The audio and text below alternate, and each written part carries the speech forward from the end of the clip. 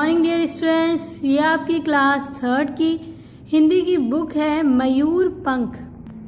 Today I will teach you chapter third Arunachal प्रदेश।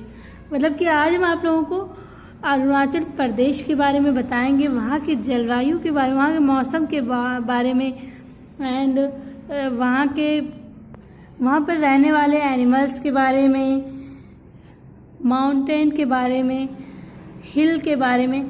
तो उन सब चीज़ों के बारे में आप लोगों को बताएंगे इस चैप्टर में। चलें स्टार्ट करते हैं। बहुत पुराने ज़माने की बात है। एक प्रदेश में लोग गुफाओं में रहते थे। सबसे पहले किंगड्रा लोम और किंचा लाला डम ने अपने लिए घर बनाने का निश्चय किया। मतलब कि बहुत ज़्यादा पहले के ज़माने में, पुराने ज़माने की ये बात है, जब लोग मतलब घर नहीं बनाते थे और उन लोगों को पता ही नहीं था कि घर बनता कैसे, और घर में नहीं रहते थे तो जंगलों में ही रहते थे। तो गुफाओं में रहते थे। वो जंगल में तो रहते थे पर गुफा में रहते, जैसे शेर गुफाओं में रहता वैसे इंसान भी गुफाओं में ही रहते थे। तो अरुणाचल प्रदेश में दो व्यक्ति थे, दो आदमी थे जिनका नाम है किंगड्रा लोम और किंचा लाला डम।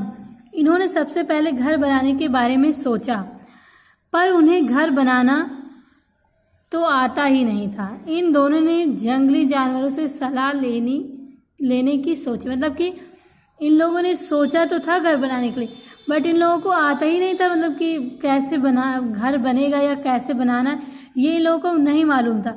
तो उन्होंने सोचा कि हम जानवरों से पूछें कि वो घर कैसे बनाते और उनसे सलाह लेंगे। सबसे पहले इन्हें हाथी मिला। हाथी ने उनकी बात सुनकर कहा, मकान बनाने के लिए मेरी टांगों के बराबर मजबूत खंभे बनाओ, फिर क्या करें। मतलब कि इन्होंने जानवरों से सलाह जब लेनी सोची, फिर सबसे पहले इन्होंने हाथी से पूछा, मतलब हाथी से मिले, फिर उसके बाद हाथी से पूछा और हाथी को अपनी बात बताई मकान बनाने के लिए। तो हाथी ने उनकी बात जब सुनी तो उनको मकान बनाने के लिए सलाह दी कि सबसे पहले मेरी टांगों के बराबर मजबूत खंभे बनाओ। फिर उन्होंने पूछा फिर क्या करें। दोनों ने पूछा। हाथी ने कहा, बस मैं इतना ही जानता हूँ। वे दोनों जंगल में और आगे बढ़े। मतलब कि हाथी ने तो बस इतना सलाह दी कि मेरी टांगों के इतनी मजबूत आप खंभे बनाओ, और फिर उसके बाद हाथी ने कहा, मुझे इसके आगे और नहीं पता। फिर वो दोनों आगे बढ़े, जंगल में और आगे चले गए। उन्हें एक सांप मिला। सांप ने उन दोनों की और हाथी की बात सुनकर कहा, हाथी की टांगों के बराबर मजबूत खंभे को जमीन में चारों कोनों पर गाड़ दो। मतलब कि इसके बाद हाथी के बाद ये जंगल में जब और आगे बढ़े तो उन्हें सांप मिला, और सांप जब मिला तो इन्होंने अपनी बात और हाथी की दोनों बातें सांप को बताई। तो सांप ने कहा कि हाथी की जो टांगों के बराबर मजबूत खंभों को जमीन में आप नीचे जमीन में गाड़ दो, और मेरी लंबाई के बराबर बल्लियों को उनके ऊपर जमा दो। मतलब कि मेरी जितनी लंबाई है, सांप ने कहा मेरी जितनी लंबाई है उतनी लंबाई की बल्ली बटरा होता है ना, वही उसी को जमीन में उनके ऊपर, मतलब कि उन खंभों के ऊपर जमा दो, फिर क्या करें। उन दोनों ने पूछा। बस मैं इतना ही जानता हूँ। मतलब कि फिर उन दोनों ने पूछा कि इसके बाद क्या करें। तो सांप ने कहा कि बस मैं इतना ही जानता हूँ। यह कहकर सांप बिल में घुस गए। चलते चलते वे आगे और आगे गए। वहाँ उन्हें एक भैंस मिली। उस भैंस के पास एक मरी हुई भैंस की हड्डियों का ढांचा पड़ा था। मतलब कि जब सांप ने ऐसा कहा कि इतना ही मुझे पता है, इसके आगे मुझे नहीं पता, और फिर वो क्या हुआ, उसमें बिल में चला गया। फिर ये दोनों और आगे बढ़े। आगे बढ़ते हुए इन्हें एक भैंस मिली और भैंस के पास ही मतलब एक मरी हुई भैंस का हड्डियों का ढांचा था।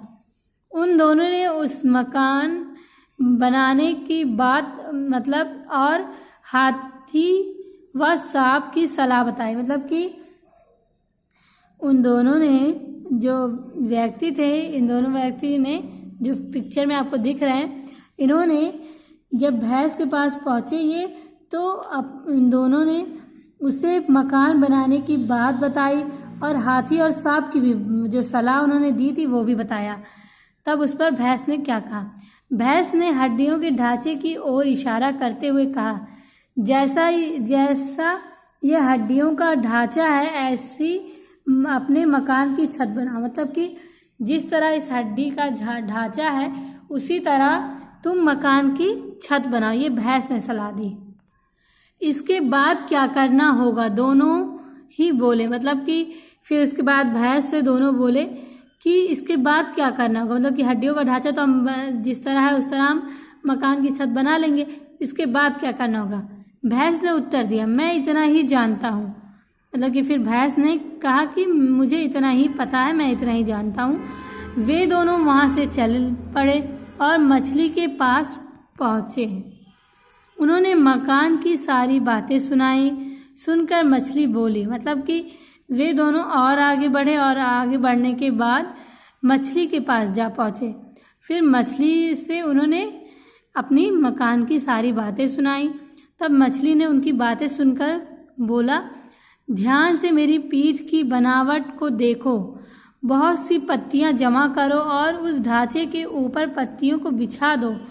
पत्तियों को इस होशियारी से बिछाना कि पानी अंदर नहीं जा सके। मतलब कि मछली ने ये सलाह दी कि ध्यान से मेरी पीठ को देखो, तो मेरी ऊपर वाली बॉडी को देखो और जो हड्डियों का ढांचा है उसके ऊपर बहुत ढेर सारी, सबसे पहले पत्तियां जमा करो ढेर सारी। उसके बाद उस पत्तियों को उन ढांचों पर ऐसे बिछाना कि इस होशियारी से बिछाना कि उसमें पानी की एक बूंद भी अंदर ना जा सके।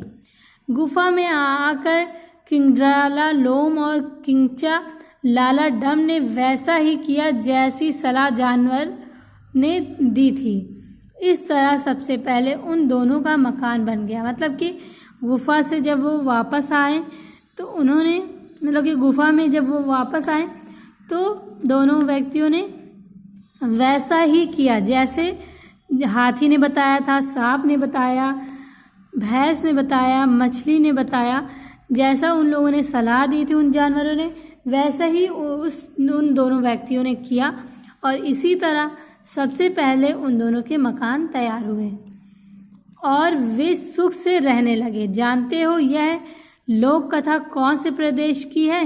ये लोक कथा अरुणाचल प्रदेश की है। मतलब कि ये जो कहानी है सबसे पहले घर बनने वाली, ये अरुणाचल प्रदेश में हुई थी और वे दोनों व्यक्ति अब बहुत अच्छे से आराम से हंसी खुशी अपने घर में रहने लगे। अरुणाचल प्रदेश हमारे देश का उत्तर पूर्वी राज्य है। हमारे देश में जिस हिस्से में रोज सूरज की पहली किरण पड़ती है वह अरुणाचल प्रदेश ही है। मतलब कि हमारा जो देश है उसमें सबसे जो राज्य है, मतलब कि हमारे देश का जो उत्तर पूर्वी राज्य है वो अरुणाचल प्रदेश है। और इस हमारे देश में जिस तरह जिस हिस्से में सबसे पहले सूरज उगता है वो अरुणाचल प्रदेश में ही उगता है, इसीलिए इसका यह नाम बिल्कुल सही है, अरुण सूरज का सारथी है। मतलब कि इसको, और अचल का अर्थ होता है पहाड़। एक बात और, यहाँ के लोग सूरज और चांद की पूजा करते हैं, इसलिए भी इस प्रदेश का अरुणाचल नाम सही है। मतलब कि अरुणाचल प्रदेश इसका नाम सही है, लोगों का मानना है, लोगों का कहना कि अरुणाचल प्रदेश इसका जो नाम पड़ा ये बिल्कुल सही है, क्योंकि अरुण का मतलब होता है सूरज का सारथी और अचल का मतलब होता है, अर्थ होता है पहाड़, क्योंकि वहाँ पे सिर्फ पहाड़ी इलाका बहुत ज़्यादा होता है। और एक बात ये भी कहा जाता है मतलब वहाँ के जो लोग होते हैं वो सूरज और चांद की पूजा करते हैं, बहुत ज़्यादा मानते हैं उनको, मतलब उनकी पूजा की जाती है सूरज चांद की। इसीलिए इसका जो नाम है इस प्रदेश का, अरुणाचल प्रदेश, ये बिल्कुल सही रखा गया है। अरुणाचल प्रदेश एक पहाड़ी राज्य है। यहाँ दूर दूर तक पहाड़ी पहाड़ है। ऊंचे पहाड़ों पर सदा बर्फ जमा रहती है। इन पहाड़ों के बीच गहरी गहरी घाटियाँ जिनमें कल कल करती नदियाँ बहती हैं। यहाँ के लोगों को नदियों से बहुत प्यार है, तभी इन्होंने अपने जिलों के नाम नदियों के नाम पर रखे हैं। कॉमेंग, सुबनसिरी, सियाग, लोहित और लिरप अरुणाचल प्रदेश की प्रमुख नदियां हैं। मतलब कि जो हमारा अरुणाचल प्रदेश है, आप यहाँ पिक्चर में देख सकते हैं, ये एक पहाड़ी इलाका, यहाँ पे सिर्फ पहाड़ ही पहाड़ नज़र आएंगे। आप दूर दूर तक देखेंगे तो सिर्फ पहाड़ ही पहाड़ आपको दिखेंगे, और ऊंचे ऊंचे पहाड़ बर्फ से हमेशा ढके रहते हैं, और इतना खूबसूरत नज़ारा वहाँ का होता है कि क्या होता है। और यहाँ के जो प्रदेश के रहने वाले हैं वो वहाँ पे हमेशा सदा बर्फबारी होती है, बर्फ़ रहती है, इसलिए वहाँ के जो लोग होते हैं वो बहुत ज़्यादा गोरे गोरे, बहुत खूबसूरत होते हैं, हिमाचल प्रदेश और अरुणाचल प्रदेश के। और यहाँ पे बहुत ज़्यादा मतलब कि गहरी गहरी घाटियाँ होती हैं जिनमें हमेशा कलकल करती जो नदियाँ होती हैं, यहाँ पे लोग मतलब कि बहती रहती हैं वो नदियाँ, और झरने वगैरह भी बहुत ज़्यादा बहते रहते हैं। वहाँ का जो नज़ारा होता है वो देखने ही लायक होता है, वो बहुत ज़्यादा खूबसूरत होता है। लोग यहाँ मतलब घूमने के लिए आते हैं, छुट्टियों पर घूमने के लिए आते हैं, और यहाँ पे लोग जो हैं वो नदियों से बहुत ज़्यादा प्यार करते हैं, तभी तो उन्होंने अपने जो ज़िले हैं, गांव हैं, उनके नाम क्या रखे हैं, नदियों के नाम पर रखे हैं। कामेंग, सुबनसिरी, सियाग, लोहित और तिरप, मतलब ये सब यहाँ की नदियों के नाम है जो कि गांव के नाम पर हैं और ज़िले के नाम पर रखे गए हैं। तो नदियों के नाम पर ज़िलों के नाम रखे गए हैं। अरुणाचल प्रदेश में बहने वाली ब्रह्मपुत्र नदी के नाम सियाग और दिहाग है। मतलब कि अरुणाचल प्रदेश में ब्रह्मपुत्र नदी है, इसका नाम तो आपने सुना होगा। ये नदी मतलब ब्रह्मपुत्र जो है ये अरुणाचल प्रदेश में बहती है और इसका नाम सियाग और दिहाग है। दिहाग। अरुणाचल प्रदेश के जंगलों में हाथी, शेर, तेंदुआ, हिरन, भालू और तरह तरह के बंदर रहते हैं। पेड़ों पर रंग बिरंगे पंछी चहचहाते हैं। नदियों में तरह तरह की रंग बिरंगी मछलियाँ तैरती हैं। मतलब कि कहा जाता है कि अरुणाचल प्रदेश के जंगलों में शेर, हाथी, तेंदुआ, हिरन, भालू और बहुत तरह तरह के बंदर पाए जाते हैं। कोई लंबी पूँछ वाले तो कोई लाल मुंह वाले, और चिंपैंजी वगैरह, मतलब इंटेलिजेंट बंदर जो मतलब बहुत ज़्यादा बुद्धिमान बंदर होते हैं, वो सब तरह तरह के पाए जाते हैं। पेड़ों पर तरह तरह की मतलब कलरफुल रंग बिरंगी चिड़ियाएँ, खूबसूरत खूबसूरत चिड़ियाएँ, पंछी चहचहाते हैं, और नदियों में तरह तरह की रंग बिरंगी मछलियाँ तैरती हैं। यहाँ के लोग गोरे, चिट्टे, हट्टे कट्टे और तंदुरुस्त हैं। मतलब कि यहाँ पे इतना खूबसूरत नज़ारा होता है, इतना खूबसूरत मौसम होता है कि वहाँ की जो जलवायु होती है वो ठंडी होती है, और इस वजह से ठंडे प्रदेश में रहने की वजह से वहाँ के जो लोग होते हैं वो बहुत ज़्यादा खूबसूरत, मतलब बहुत ज़्यादा गोरे, बहुत ज़्यादा मतलब हट्टे कट्टे, लंबे चौड़े होते हैं और तंदुरुस्त रहते हैं, हमेशा सेहतमंद रहते हैं और बहुत खूबसूरत होते हैं वहाँ के लोग। अरुणाचल प्रदेश में कई जनजातियाँ, इनकी अलग अलग बोलियाँ हैं, रीति रिवाज, रहन सहन थोड़े बहुत अंतर के साथ लगभग एक से है। मतलब कि इनमें अरुणाचल प्रदेश में कई मतलब जनजातियाँ, कई तरह के जाति के लोग रहते हैं और उनकी अलग अलग बोलियाँ होती हैं, लेकिन रहने सहने के मतलब रहने की वजह से, साथ में एक साथ रहने की वजह से इनमें ज़्यादा अंतर नहीं है। मतलब एक ही साथ ही लगभग एक समान लगते हैं, एक से लगते हैं। अरुणाचल प्रदेश के ज़्यादातर लोग खेती करते हैं। यहाँ के अधिकतर लोगों की खेती स्थानांतरी खेती होती है। मतलब कि खेतों में ज़्यादातर स्थानांतरित रूप से मतलब खेती करते हैं जो अरुणाचल प्रदेश के लोग होते हैं, और इनका मुख्य व्यवसाय खेती ही होता है, जिसे यहाँ की बोली को झूम कहते हैं।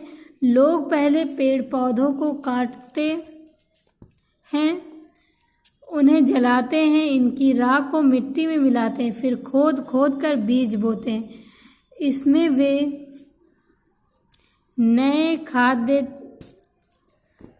वे ना खाद देते हैं ना पानी। फसल के पकने पर उसे काट देते हैं। 2-3 साल में ज़मीन का उपजाऊ पर ख़त्म हो जाता है। मतलब कि जो ये लोग ऐसा मतलब यहाँ पे जिसे बोली को झूम कहते हैं, मतलब कि यहाँ की जो बोली होती है उसे क्या कहते हैं, झूम। और लोग जो पहले पेड़ पौधों को काटते हैं, फिर जलाते हैं, फिर उनकी राख बनाते हैं, और राख बनाने के बाद मिट्टी में मिला देते हैं, फिर ज़मीन के अंदर ऐसे खोद खोद कर बीज बोते हैं। बीज बोने के बाद ना उसमें खाद डालते हैं ना पानी डालते हैं, और फसल अपने आप पकने लगती है। पकने के बाद उसे काट कर 2-3 साल तक मतलब उनका ज़मीन का जो उपजाऊपन रहता है वो ख़त्म हो जाता है। तो ये लोग नई जगह जाकर फिर नए ढंग से शुरुआत करते हैं। मतलब कि पहले इतना करने के बाद बीजों को पेड़ पौधों को काट कर जलाकर खाद बनाकर मिट्टी में मिलाकर फिर बीजों को बोकर नए फल पौधे तैयार करते हैं, फिर उसे काट कर ख़त्म कर देते हैं, क्योंकि उनका जो उपजाऊपन रहता है मिट्टी में वो ख़त्म हो जाता है। फिर वो नए जगह जाते हैं, नए जगह जाकर फिर वैसे ही नई शुरुआत करते हैं नई ढंग से। इस तरह की खेती में जानवरों का नाश होता है और मिट्टी कटकर बह जाती है। अब कोशिश हो रही है कि खेती पक्की तरह से हमेशा के लिए बना लिए जाए। मतलब कि इस तरह की खेती जो करते हैं लोग, इसमें जानवरों का नुकसान होता है और मिट्टी भी कटकर बह जाती है। और अब ऐसी कोशिश की जा रही है कि इस तरह की पक्की खेती बनाई जाए, जिससे मतलब पक्की खेती तैयार की जाए जो हमेशा के लिए बनी रहे। अरुणाचल प्रदेश की मुख्य फसल धान है। धान के पौधों की रोपाई के साथ ये खेत में छोटी छोटी मछलियाँ भी छोड़ देते हैं। धान के पौधों के साथ मछलियाँ भी बड़ी होती जाती हैं। फसल काटने से पहले ये मछलियाँ पकड़ लेते हैं। धान के अलावा दूसरे अनाज और फल सब्जियाँ अरुणाचल प्रदेश में खूब उगाए जाते हैं। खेतों में ज़्यादातर काम औरतें, लड़कियाँ और बच्चे करते हैं। यहाँ के लड़कों की अपेक्षा लड़कियों का बहुत महत्व अधिक है। अरुणाचल प्रदेश जो है मतलब इनकी जो मुख्य फसल होती है ये क्या होती है, धान की होती है। और धान के पौधों की रोपाई करने के बाद खेतों में मतलब कि धान का पौधा आप पहले बीज लगा देते, फिर उसका बिठालने के बाद जो धान बैठाया जाता है खेतों में, उसको बैठालने के बाद इनमें छोटी छोटी मछलियों को भी छोड़ देते हैं, और ताकि धान जैसे जैसे धान बढ़ेगा वैसे वैसे ये मछलियाँ बढ़ती जाती हैं। और फिर जब फसल कटने वाली होती है तो कटने से पहले मछलियों को पकड़ लेते हैं और धान के अलावा दूसरे अनाज और फल और सब्जियों को बोते हैं। और यहाँ पे और भी तरह के अनाज और फल सब्जियाँ बहुत ज़्यादा उगाई जाती हैं अधिक मात्रा में। और यहाँ पर ज़्यादातर खेत में काम करने के लिए औरतें, बच्चे और लड़कियाँ करती हैं। यहाँ पर लड़कों को देखने की अपेक्षा मतलब लड़कियाँ ज़्यादा मेहनती होती हैं, बहुत ज़्यादा अधिक इनको महत्व दी जाती है, बहुत अधिक महत्व रखती हैं। विवाह के लिए लड़के वाले लड़की ढूंढते हैं, लड़के वालों को भेंट देते हैं। यहाँ के वे माता पिता खुशकिस्मत समझे जाते हैं जिनकी लड़कियाँ ज़्यादा होती हैं। शादी, विवाह और त्योहारों पर यहाँ के लोग खूब नाचते गाते हैं। अरुणाचल प्रदेश की आदि बोली में माँ को अनी, पिता को अनु कहते हैं, दादा को इजी, दादी को इकम, भाई को अस्सी और बहन को अनी कहते हैं, अनी। मतलब कहा जाता है कि वहाँ पे शादी के लिए मतलब लड़के वाले लड़की ढूंढते हैं। ये यहाँ पे ऐसा होता है ना, हम लोगों के भारत देश में, हम लोगों के यहाँ पर देश में ऐसा होता है कि लड़की वाले लड़के ढूंढते हैं ना, लेकिन अरुणाचल प्रदेश में लड़के वाले लड़की ढूंढते हैं और लड़के वाले ही लड़की वालों को दहेज वगैरह जो भी पैसे वगैरह देते हैं। और यहाँ के माता पिता अपने आप को खुशकिस्मत समझते हैं जिनके यहाँ लड़कियाँ ज़्यादा पैदा होती हैं। और शादी विवाह और बहुत से त्योहारों में यहाँ के लोग बहुत ज़्यादा खुशी से मनाते हैं, नाचते हैं, गाते हैं। और अरुणाचल प्रदेश की आदि जो बोली है उसमें माँ को क्या कहते हैं, अनी कहते हैं, पिता को अनेक अनो कहते हैं और दादा को इजी, दादी को इकम, भाई को असी और बहन को अनी कहते हैं। मतलब उनकी अलग बोलियां होती है, तो उसी हिसाब से अपने माँ बाप भाई बहन को दादा दादी को अलग अलग नामों से मतलब कहते हैं। खेत में काम करके अरुणाचली औरतें जब घर लौटती हैं तो पीठ पर बांधे टोकरी में बैठे बच्चों को लोरी गाकर सुलाती हैं। मतलब कि ये जो अरुणाचल प्रदेश की औरतें होती हैं जब खेत से काम करके लौटती हैं तो पीठ पर अपने बच्चे को टोकरी में बंधी हुई पीठ पर टोकरी में अपने बच्चे को बिठाल कर पूरे रास्ते वो लोरी गाती हुई चली आती हैं और उनको इसी तरह सुलाती हैं। तो ये जो चैप्टर था आपका अरुणाचल प्रदेश के बारे में कि वहाँ के लोगों के बारे में, वहाँ की मतलब मौसम के बारे में, पहाड़ी इलाकों के बारे में, जानवरों के बारे में और खेती के बारे में, सब चीज़ों के बारे में, रिवाजों के बारे में, जाति के बारे में आप लोगों को जानकारी मिल चुकी है कि आप यहाँ पे कैसे लोग रहते हैं, क्या करते हैं। तो आई होप आप लोगों को समझ में आएगा ये चैप्टर और आप लोग इसे अच्छे से रीड करें एंड समझें कि अरुणाचल प्रदेश में किस तरह की कैसे कैसे लोग रहते हैं, क्या करते हैं, किस तरह से खेती करते हैं और शादी विवाह मतलब वहाँ कैसे होता है। तो ये चैप्टर आप लोगों का यहीं कंप्लीट हो रहा है। आप लोग अच्छे से रीड करें, समझें।